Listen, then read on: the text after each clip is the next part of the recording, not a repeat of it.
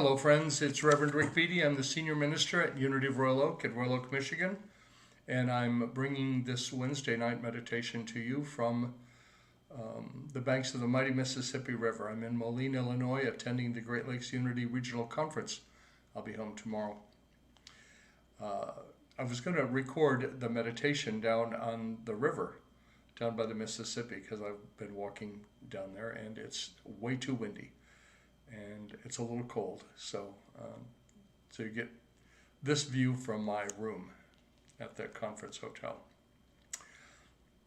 I'm going to share with you, today is Wednesday, September the 22nd of 2021.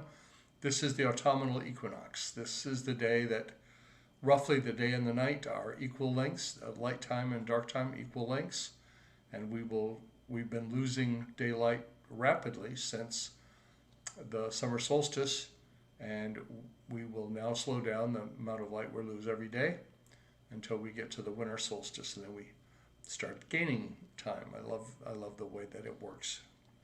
I'm going to share with you today's daily word, and I do so with permission from Unity, the publishers of Daily Word. The key word today is lighthearted. Lighthearted. Even the idea of being lighthearted makes me smile. And the affirmation is, I have a cheerful outlook and lighthearted spirit.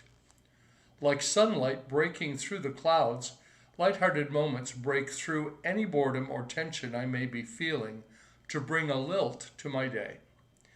My cheerful outlook amplifies my appreciation of blessings large and small. I notice wonders of happiness, beauty, and insight that build in my memories throughout the day.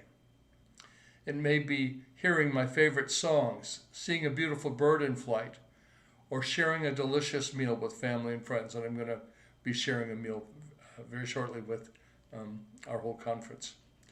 And Moline, Illinois is the home of the John Deere Tractor Company. It's where they started.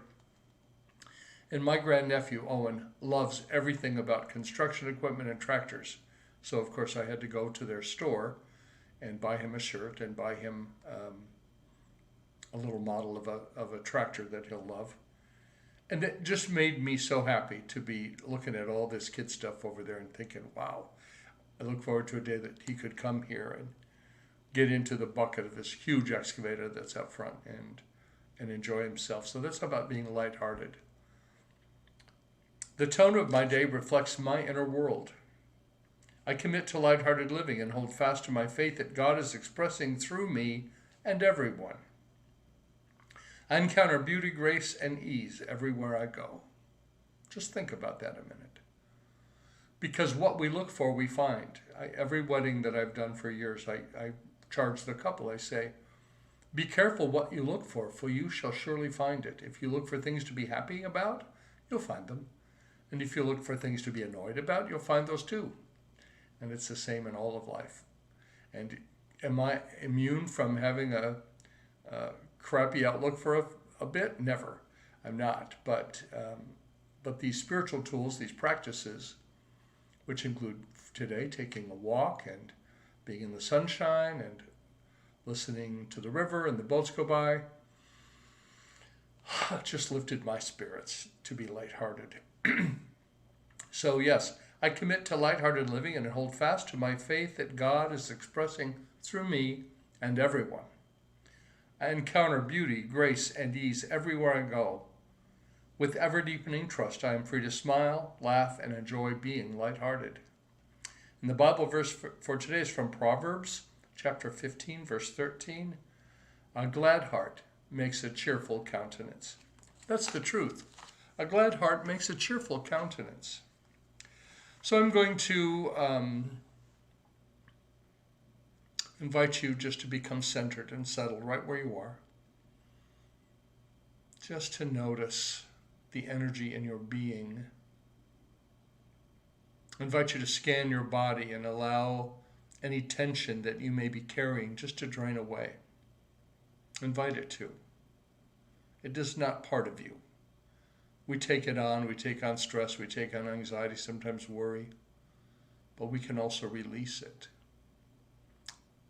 And that's the power of elimination, to let go of that which no longer serves us. Just allow yourself to be centered for a moment, to be settled, to be in touch with the rhythm of your own breathing.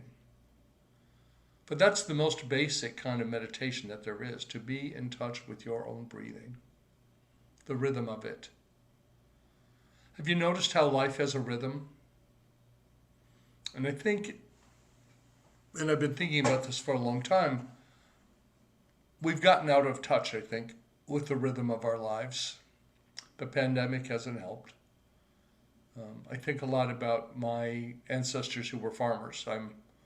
My dad grew up on the farm and came off the farm. He was the generation that came off of the farm. And I think a lot about the rhythm of the seasons. Today's like I said, the autumnal equinox. What if we lived in rhythm with all of life? The birds that can't deal with the winter have the sense to fly south, to migrate. And animals, the squirrels all over are gathering nuts and hiding food and getting prepared for winter. What if we lived in rhythm with life, just in rhythm with it? I think about it a great deal, and it's certainly, as I get older, I'm more aware of than I have ever been. And I know sometimes that rhythm is odd. Right now it's raining a lot. It's rained a lot in Michigan. And I'm hoping that there's no flooding. But what if I lived in the rhythm of it? What if I didn't build a house where there was a floodplain? What if I didn't fight with nature so much? We've been doing a lot of talking about what unity looks like now. What does the spiritual community look like now? And what I know for sure is that we are hardwired for connection with each other. And that connection has to start with ourselves, to be really connected with ourselves. So that being in rhythm with life starts with my being in rhythm with Rick, and you being in rhythm with you. Whoever you are, wherever you are right now, as you hear my voice and watch this, participate in this brief meditation. So again, I invite you just to scan your body, let go of any tension that you may be hanging on to. And we're going to take 3 deep breaths together. Deep breath in, hold it, release it. Another deep breath in, hold it, and release it. One more deep breath.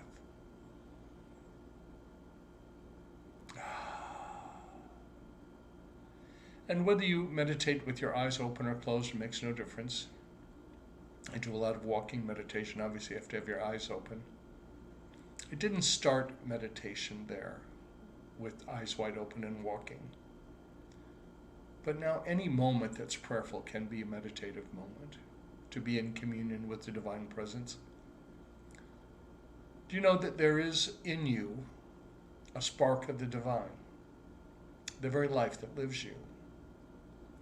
And I invite you to follow your next breath inward as we turn our attention away from the outer world for just a short time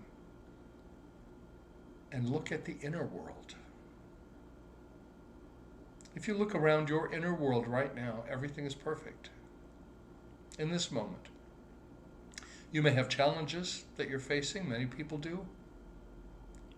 You may have had great joys and great sorrows in the last few days. Whatever's going on with you, it's part of the rhythm of your life. So what if we approach it lightheartedly? I take a lighthearted approach to my life.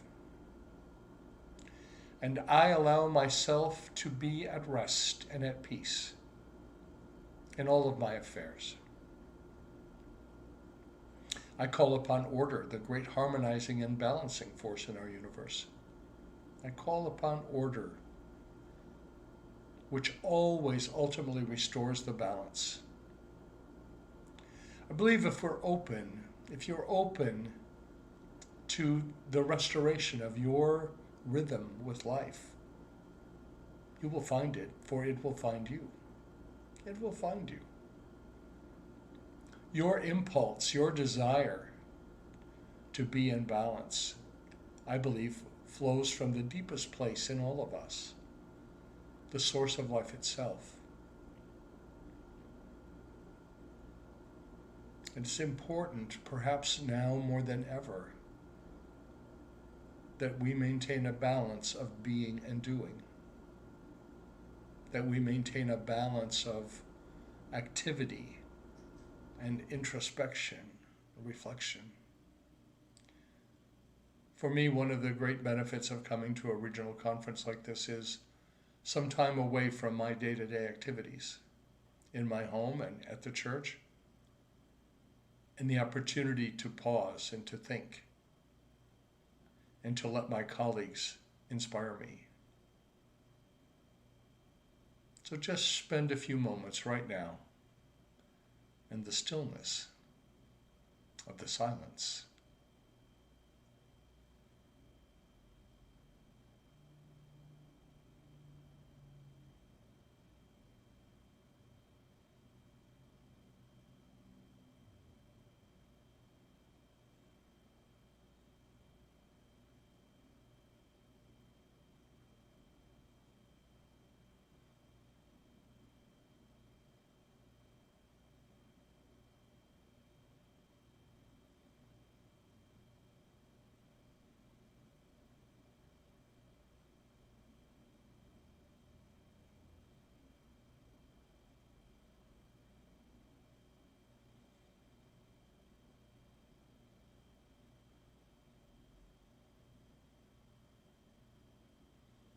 Now I invite you to call to mind any situation or circumstance, any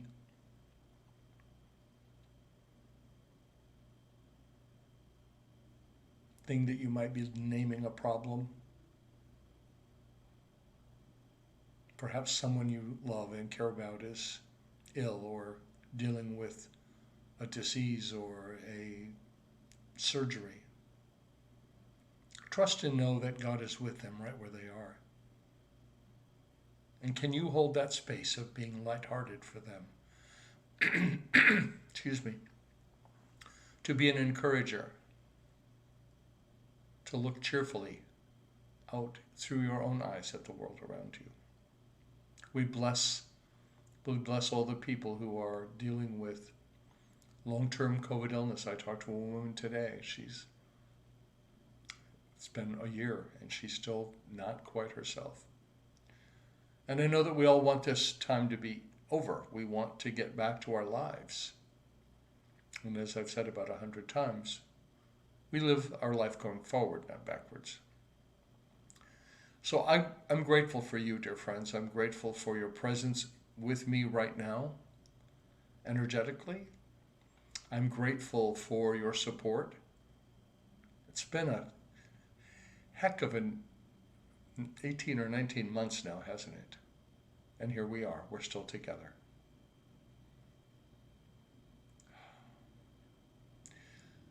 So now just feel the love energy that you are. Feel the love that you are. And imagine that you can beam that love out to the world around you, to specific people or places, events. We know that there's a great deal of tension in the world. We feel it. Let's imagine we can turn that tension down, turn the volume down by focusing on the love that we are. And we call upon the love, for we know that that divine spark, which is in me and in you, is in every person. And if you just thought of somebody, you think, I can't believe that divine spark is in them. Well, you're wrong. It is. So we call upon the divine presence and the power of order and love and wisdom and understanding to help carry us, to complete our time in this pandemic, to move beyond it. It's happening slowly even now, even in this moment. If I can support you in some way, if you're having a challenge, first of all, if you have a prayer request, send it to prayer@unityofroyaloak.org. And if I can support you or encourage you, get in touch with me. My email address is Ric, R-I-C, no K, R-I-C @unityofroyaloak.org. You can visit our website, which is unityofroyaloak.org, for activities that we have going on. Our Saturdays in the park continue, weather permitting, at 4 o'clock Eastern Time. And Sunday services, in person and online, both. We're hybrid, 10 a.m. Eastern on Sunday mornings. And you can find out whatever we have going on. It's there. You can sign up for our email list. And you can also make a contribution. There's a button labeled Donate. And it's through your freely given tithes and offerings that we are able to continue in this pandemic to be a spiritual community where love is on the move. That's always been our tagline, and I believe it's more true now. So I wish you a very lighthearted day, and remember that the light of God surrounds us. The love of God enfolds us. The power of God protects us, and the presence of God watches over us. Wherever we are, God is. Wherever you are, beloved, God is. Wherever I am, God is.